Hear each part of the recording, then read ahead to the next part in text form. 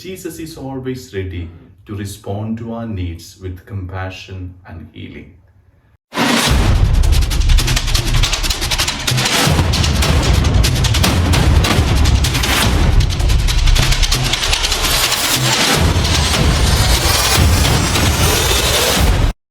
My dear friend, this is Monday of the 14th week in Ordinary Time.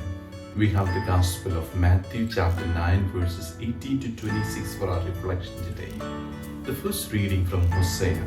God promises to renew his relationship with his people. He speaks of alluring them and guiding them to a place where he can speak to their hearts. This shows God's deep love and desire for a close bond with his people. This has been proved by Jesus in today's Gospel. In today's Gospel, we encounter two profound miracles performed by Jesus that highlights his divine power and compassion. These events showcase Jesus as the source of healing and the author of life. The first miracle involves a woman who had been suffering from hemorrhages for 12 years.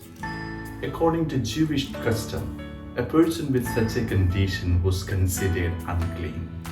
This meant that anything she touched or sat upon would also be deemed unclean, severely restricting her participation in the ordinary life of the society. She faced not only physical suffering, but also psychological distress and social alienation. Desperate for healing, the woman approached Jesus, believing that merely touching the tassel on his cloak would be enough to cure her. Her act was both daring and filled with faith.